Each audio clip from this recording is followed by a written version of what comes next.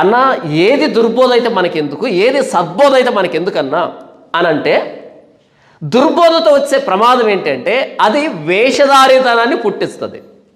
సద్బోధ భక్తిని పుట్టిస్తే దుర్బోధ వేషధారితనాన్ని పుట్టిస్తుంది. ఇంకొకసారి చెప్తాను, చాలా జాగ్రత్త వినండి.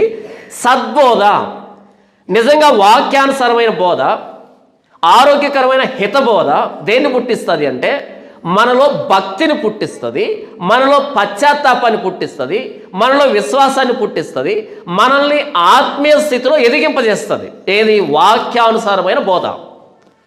దుర్బోధ ఏం చేస్తుందంటే మనల్ని వేషధారులుగా మారుస్తుంది. వేషధారి అంటే నటించడం నేర్పిస్తుంది. మీరు గంగమ్మ జాతరకు వెళ్తున్నారనుకోండి, ఇప్పుడు సీజన్ అదే కదా, గంగమ్మ జాతరలు జరుగుతున్నాయి కదా, గంగమ్మ జాతరకు వెళ్ళారనుకోండి, మీతో వచ్చిన సమస్య ఏమీ లేదు. ఏదో ఒకరోజు మీ దగ్గరకు సువార్త వస్తుంది, ఏదో ఒకరోజు ప్రభువైన యేసుక్రీస్తు దగ్గర మీరు వస్తారు, ఇబ్బంది ఏమీ లేదు. అంతవరకు బ్రతికుంటే పొరపాటును మీరు వేషధారులు అయితే కనుక పెంటెకోస్టలిజంలోనికి లేదా ఈ కల్ట్ గ్రూప్స్లోకి వెళ్ళి వేషధారులు అయితే కనుక మీరు యేసు ప్రభు దగ్గరికి ఎప్పటికీ రారు. కానీ ఎక్కడ ఉంటారు? బైబిల్ పట్టుకొని చర్చిలోనే ఉంటారు.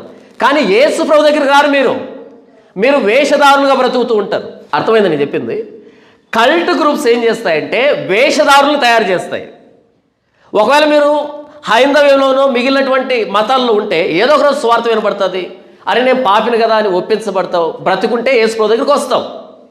కానీ కల్ట్ గ్రూప్లోకి వెళ్ళావనుకో, ఈ పెంటెకోస్టలిజం ఇలాంటి వాటికి వెళ్తే యేసు ప్రభు దగ్గరికి రావు.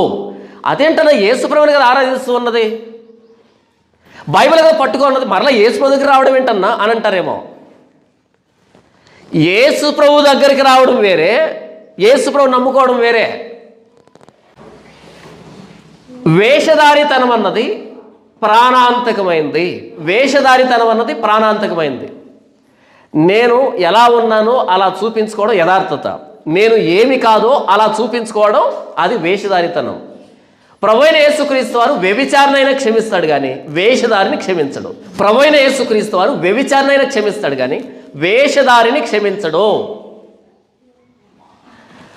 ఒక పాపాత్మురాలైన స్త్రీ వచ్చిన యేసు ప్రభు దగ్గరికి, యేసు ప్రభు క్షమించాడు. కానీ పరిసయ్యులను ఆయన క్షమించలే. సున్నం కొట్టిన సమాధులారా అన్నాడు.